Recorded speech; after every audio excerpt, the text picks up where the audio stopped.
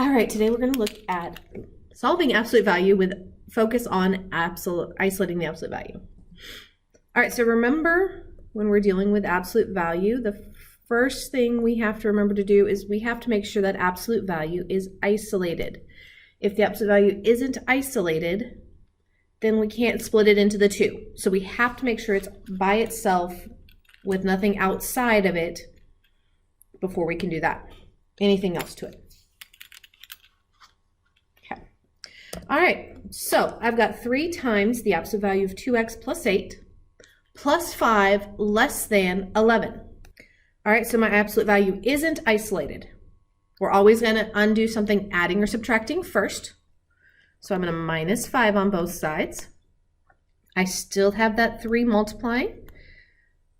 I get 2x plus 8. Those canceled out. 11 minus 5 is 6. So I got less than 6. Now I can divide both sides by 3. And I get the absolute value of 2x plus 8 is less than 2. Okay? So now my absolute value is isolated. I can split my 2. So I get 2x plus 8 less than 2. It's less than, so it's an and. 2x plus 8 less than negative 2. So minus 8 on both sides. I get 2x is less than, well, 2 minus 8 is negative 6. Divide both sides by 2. And I get x is less than negative 3. Okay, working out the second one, minus 8 on both sides again.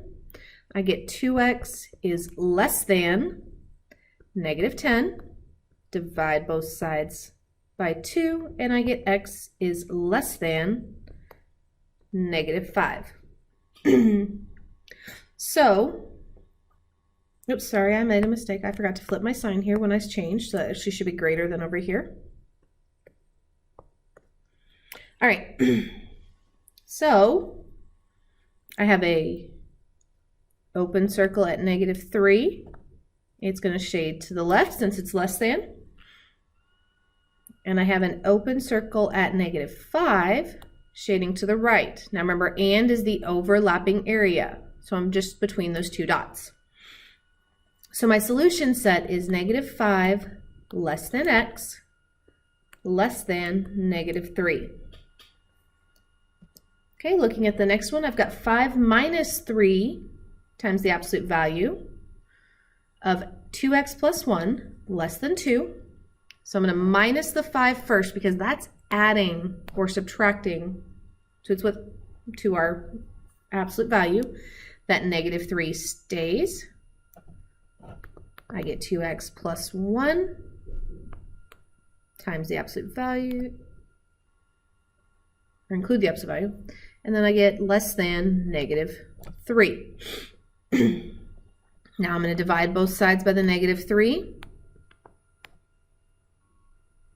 And I get the absolute value of 2x plus 1. I divide it by a negative, so it becomes greater than 1.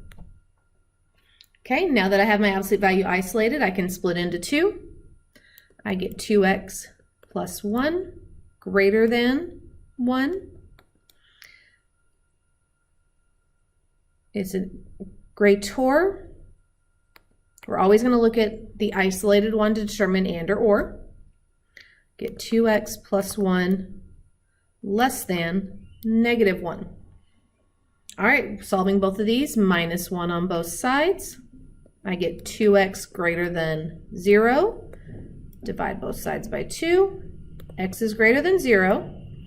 Or work the second one out by the same steps. Minus 1 on both sides. I get 2x is less than negative 2. Divide both sides by 2. And I get x is less than negative 1.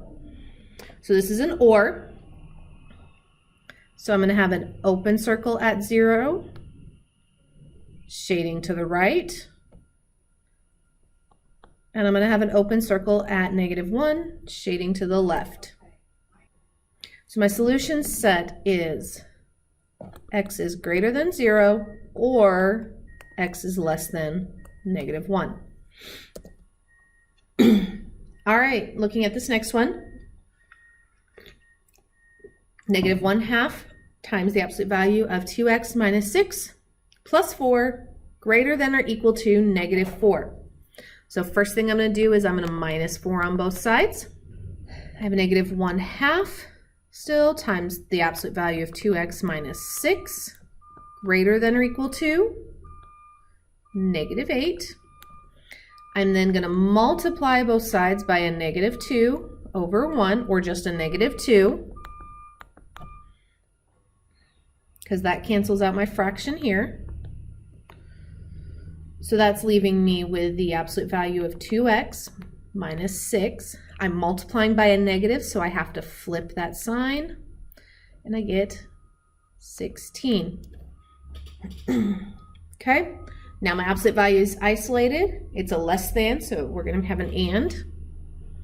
So splitting it up, I get 2x minus 6 less than or equal to 16, and 2x minus 6 greater than or equal to -16. Okay, solving both of these, add 6 on both sides. I get 2x is less than or equal to 24. Divide both sides by 2, and I get x is less than 12. Okay, working out the second one, add 6. I get 2x is greater than or equal to -10. Divide both sides by 2, and I get x is greater than or equal to -5. Okay, so this is an and. So at 12, I'm going to have a closed circle. It's less than, so we're shading to the left. And at -5, I have a closed circle shading to the right. And since it's an and, it's the overlapping section. So my solution set is -5 less than or equal to x less than or equal to 12. All right, we're going to talk about a couple special cases now. So I've got -3 times the absolute value of x plus 4 greater than 15. So first thing I need to do is I want to look at isolating this. So I'm going to divide both sides by -3. Well, that leaves me with the absolute value of x plus 4 less than -5. Here's where we need to pause, okay? And look at this right here. I've got a negative number there. Now remember, the definition of an absolute value is the distance from 0, and distance can't ever be negative. So whatever I plug into an isolated absolute value is going to come out positive. So absolute values are always positive, and a positive number will never be less than,